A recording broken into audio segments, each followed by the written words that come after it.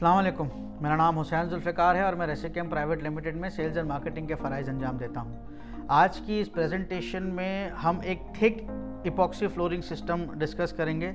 जो कि 3 mm से लेके 12 mm या इवन अगर उससे ज़्यादा कभी कोई मोटा इपॉक्सी का फ़र्श डालना हो या कोई मोटा इपॉक्सी का सिस्टम डालना हो तो वो भी हम इम्प्लीमेंट कर सकते हैं। तो सबसे पहले तो सवाल ये पैदा होता है कि भाई एक मोटा इपॉक्सी फ्लोर का सिस्टम क्यों रिक्वायर्ड होता है। तो सबसे पहले तो अगर कोई स्पेसिफिकेशन ऐसी है, कोई एरिया ऐसा है जहाँ पे फर्श की जो ओवरऑल कंप्रेसिव स्ट्रेंथ है वो ज़्यादा चाहिए हो,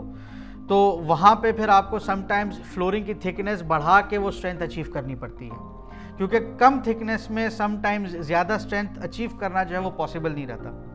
सेकेंडली, अगर आपका एग्जिस्टिंग फ्लोर अनइवन है, ऊपर नीचे है, या ऐसा है कि आपको फ्लोर को लेवल करना है और जो नॉर्मल इपॉक्सी फ्लोर कोटिंग जो self level 2 mm, 4 mm, 1 mm, 500 micron में अगर लेट सपोज ये काम नहीं हो सकता तो फिर आपको जो है थोड़ा मोटा फर्श डालना पड़ता है, जो कि जिसमें आपको पहले सब बेस इपॉक्सी का होगा, फिर उसके ऊपर टॉप कोटिंग जो और तमाम तरह चीज़ होगी जो हम अभी आगे डिस्कस करेंगे। अगर किसी सरफेस पे बहुत ज़्यादा हैवी ड्यूटी ट्रैफिक है, बहुत भारी फोर्कलिफ्टर चलना है या बहुत भारी ट्रक्स चलने हैं, कोई लोडिंग बे एरिया है या इस तरह से है, या तो फिर फर्श पे बहुत ज़्यादा इम्पैक्ट आता है कि कोई स्टोरेज या वेयर हाउस है जहाँ पे बड़े बड़े ड्रम्स फर्श पे गिरते हों, या कोई लोहे की कोई चीज़ें फर्श पे गिरती हो जहाँ पे इम्पैक्ट रेजिस्टिविटी की जो है वो रिक्वायरमेंट हो।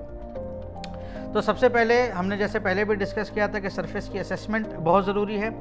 इसकी चेकलिस्ट एक होनी चाहिए जो हम आगे आने वाली प्रेजेंटेशंस में कुछ डिस्कस करेंगे। अब ये जो सरफेस की जो असेसमेंट होती है, इस केस में अगर सरफेस अनइवन है लेकिन प्रॉपर है तो उसके ऊपर हम एक थिक बेस जो है सब फ्लोर रेसी EPO FS 5000 का डाल सकते हैं। तो अगेन सरफेस की एक दफ़ा असेसमेंट हो जाए, उसके बाद असेसमेंट के बाद जहाँ पे हमारे पास क्रैक्स हैं, रेसी EPO क्रैक फिल से उन क्रैक्स को हम पूरा भर लें। उसके बाद सरफेस के ऊपर जो है रेसी EPO FS 5000 जो भी आपकी रिक्वायर्ड थिकनेस है, ये 3 mm भी हो सकती है, ये 12 mm भी हो सकती है, या आपकी 18 mm भी हो सकती है। लेकिन अगर लेट सपोज आपकी 12 mm से ज़्यादा रिक्वायरमेंट है तो पहली लेयर में आप 12 mm डाल के उसको रफ फिनिश करेंगे। उसको कुछ अरसे बाद जब ये प्रॉपर सरफेस हार्ड हो जाएगी, नीचे के सब फ्लोर के साथ इसकी प्रॉपर बॉन्डिंग हो जाएगी, आपको पता होगा, उसके बाद फिर आप उसके ऊपर चाहे तो सब्सिक्वेंट थिकनेस का जो है 12 mm के ऊपर जो भी आपने डालनी है, आप इसको 12 mm की डिफरेंट लेयर्स में आप अपनी थिकनेस अचीव कर सकते हैं। अब हमारे पास रेसी EPO FS 5000 अप्लाई हो गया।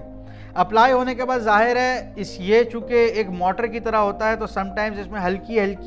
अनइवननेस होती है, जो कि बिल्कुल लेवल आउट और स्मूथ करने के लिए जो है हमें इसकी सरफेस को पूरा ग्राइंड करके प्रिपेयर करके स्मूदन आउट करना पड़ेगा, और इस सरफेस को जो है फिर हमें प्रॉपर्ली क्लीन करना पड़ेगा ताकि सरफेस के ऊपर किसी किस्म के लूज पार्टिकल्स ना हो। उसके बाद हम रेसी EPO प्राइमर का एक कोट करते हैं। प्राइमर लगाने के बाद हम इसके ऊपर इपॉक्सी का कोई सा भी टॉप कोट कर सकते हैं। जैसे इस केस में हमने रेसी EPO टफ माइट लगाया है, लेकिन इसके ऊपर रेसिकेम की इपॉक्सी फ्लोरिंग का कोई भी टॉप कोट लग सकता है। जैसे हमारा टफ माइट हो गया, ग्लॉस माइट हो गया, कैम माइट हो गया, या इवन अगर वाटर बेस इपॉक्सी की भी कोई रिक्वायरमेंट है हमारे पास है, एक है रेसी EPO इको माइट, वो भी लग सकता है इसके ऊपर। तो ये तमाम तर प्रोडक्ट्स को मिलने के बाद एक अच्छा कॉस्ट इफेक्टिव और ड्यूरेबल सिस्टम बनता है इपॉक्सी फ्लोरिंग का, क्योंकि हमारे पास जो है ये जो रेसी EPO FS 5000 है ये भी एक सब बेस इपॉक्सी का काम करता है, और उसके बाद फिर हमारे जो दूसरे हैं प्राइमर और टॉप कोट वो भी लगाया जा सकता है। हमें सुनने का बहुत बहुत शुक्रिया। हमारे मुख्तलिफ सोशल मीडिया के प्लेटफॉर्म्स को लाइक कीजिएगा, सब्सक्राइब कीजिएगा। हमारे लायक कोई भी सवाल हो नीचे कमेंट सेक्शन में ज़रूर मेंशन कीजिएगा। Thank you very much and अस्सलाम वालेकुम।